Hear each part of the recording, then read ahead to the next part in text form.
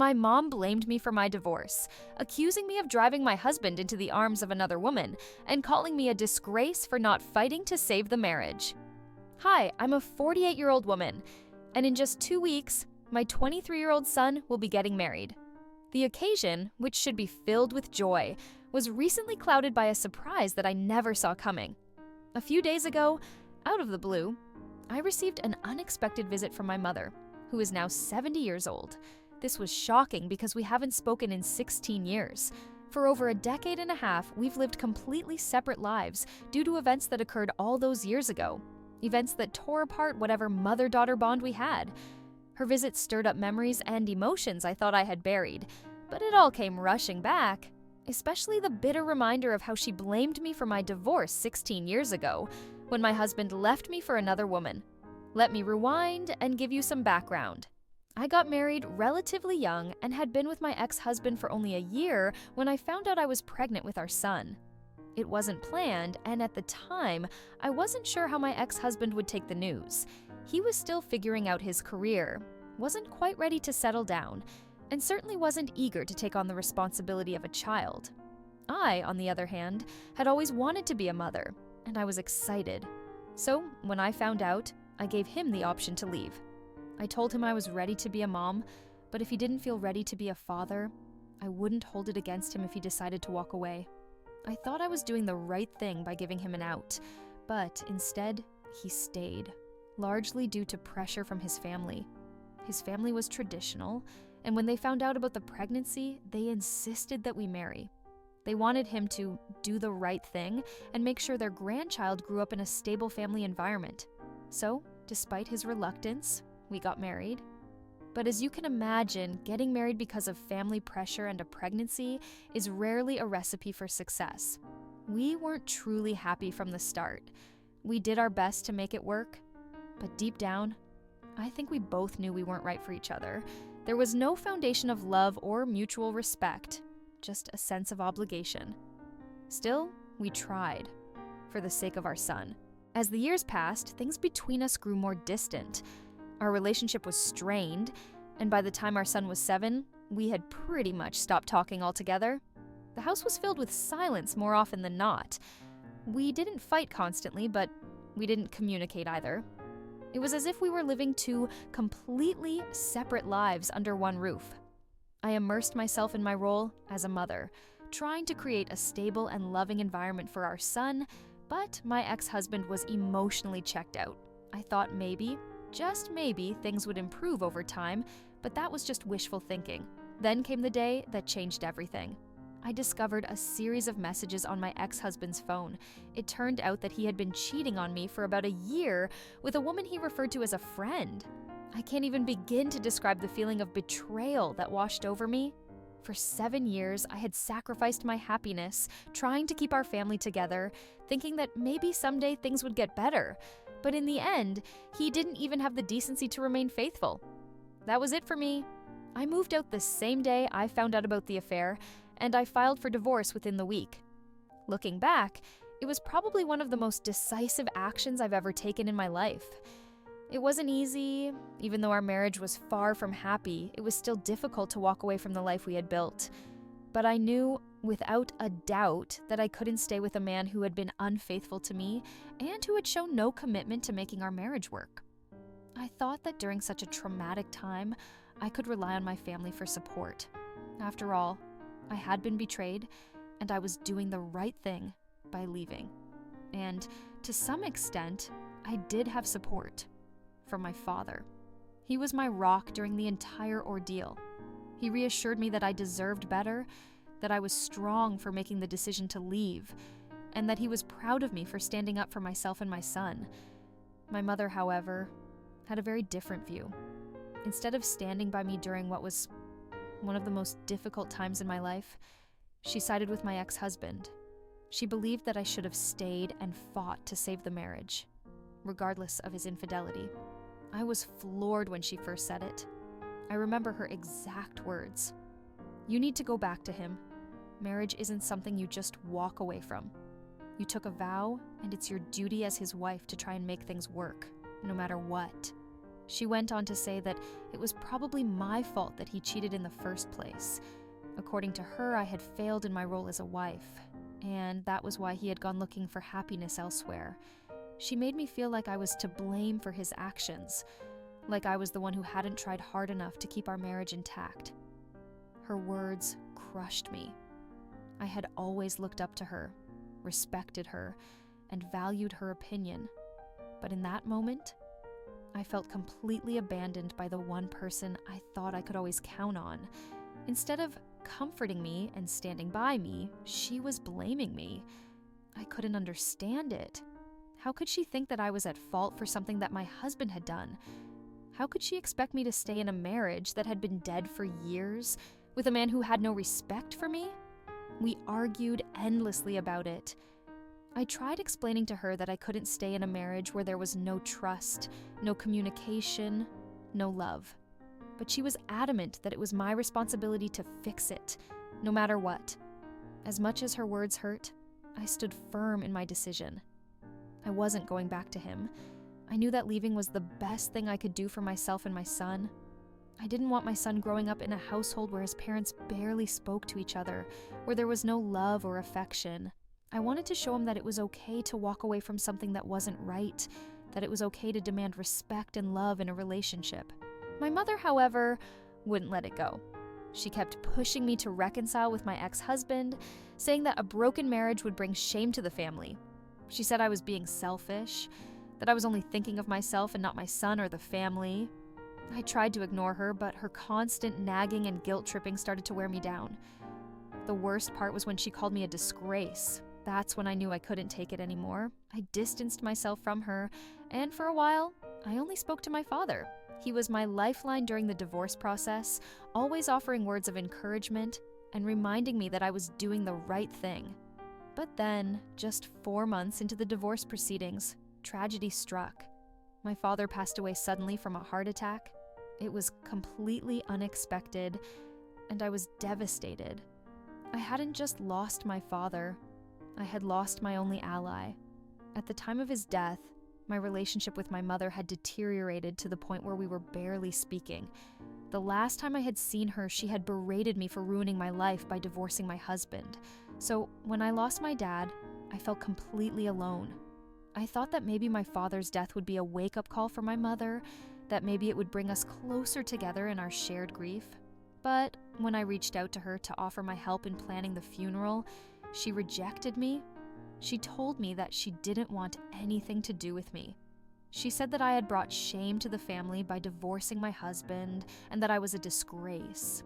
She blamed me for everything that had gone wrong. And in her grief, she said that I was selfish for thinking only of myself and not the family. Her words cut me deeply. I was already grieving the loss of my father, and now my mother, the last remaining piece of my family, had completely turned her back on me. After the funeral, I made the decision to cut her out of my life for good. She had been so cruel to me during one of the most difficult times of my life, and I couldn't continue to subject myself to her negativity and judgment. So I walked away.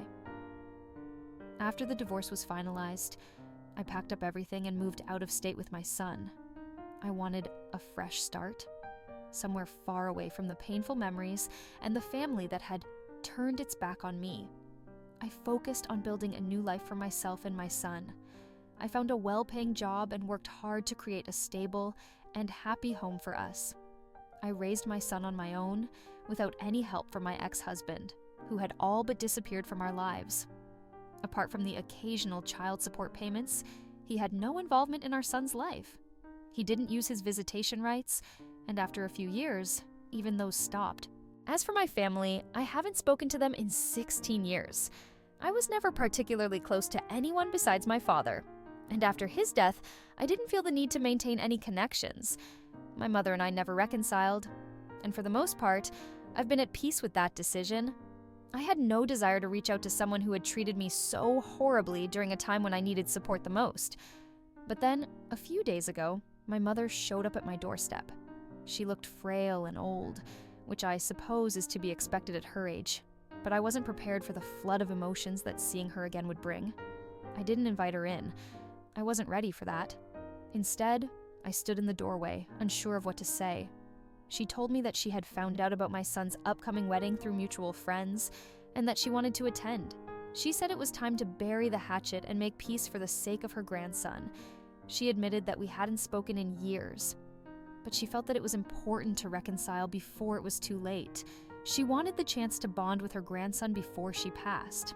But as much as I wanted to believe her, I couldn't get over the fact that she didn't apologize for the way she had treated me all those years ago.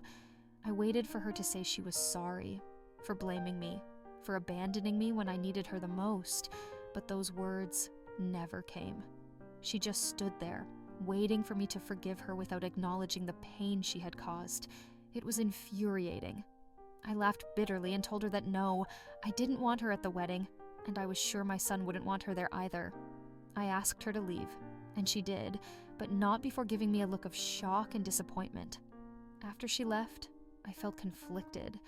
Part of me was relieved that I had stood my ground, but another part of me felt guilty. I called my son to tell him what had happened, fully expecting him to back me up, but his response surprised me. He said that maybe I had been too quick to turn her away. He understood why I was hurt, but he reminded me that it had been 16 years. Neither of us had made an effort to reach out during that time, and now that she had, maybe I should have given her the chance to explain. He said that while she hadn't apologized, she had still made the effort to reconnect, and perhaps I should give her a chance. He even suggested that I invite her over and talk to her properly, reminding me that she was getting old and that I might regret it later if I didn't at least try. I didn't know what to think. Part of me still held on to all the hurt and resentment, but another part of me wondered if my son was right. Would I regret not giving her the opportunity to make amends? Would I regret not trying to repair our relationship before it was too late? I didn't know, and it left me feeling torn and uncertain. Update 1. It's just a few days before my son's wedding now, and after thinking long and hard about what he said, I've decided to reach out to my mother. My son was happy with my decision and even offered to be there when we met, in case I needed support. I wasn't sure how to contact her, but after some digging, I found out from an old friend that she was staying with family nearby. I called her up and invited her over for dinner. When she arrived, it was awkward. 16 years is a long time to go without speaking, and we didn't know where to begin. Thankfully, my son and his fiancée were there to help break the ice. Slowly, we started talking. My mother told me about her life since we last spoke. 6 years ago, she had remarried, but her second husband had passed away a few months ago. She had been feeling very lonely and regretted the way things had ended between us. For the first time in 16 years, she apologized. She admitted that she had been wrong to blame me for the divorce and said that I didn't deserve what had happened. She told me that she had been influenced by the way she was raised, strict Catholic values that didn't recognize divorce as an option. When I chose to leave my husband, it caused a scandal in the family, and she was ashamed. She admitted that after my father passed away, she was manipulated by her family into believing that his death was some sort of punishment for my actions. In her grief, she had believed them, and that was why she cut me off completely. Hearing her admit all of this was overwhelming. I felt a mix of emotions: relief, sadness, anger. I understood why she had acted the way she did, but it didn't erase the years of hurt. Still, her apology felt genuine, and I decided that maybe it was time to let go of the past. We talked late into the night, and she ended up staying over. It wasn't easy, and I know it will take time to heal, but for the first time in years, I feel hopeful. Update 2. The wedding was absolutely beautiful, and my mother attended. She was overjoyed to be part of the day, and kept telling me how proud she was of the way I had raised my son. It meant a lot to hear her say that, especially considering how she had blamed me for everything in the past. Throughout the wedding, she kept praising me for being a good mother, and admitted that she could never have done it on her own, had she been in my shoes.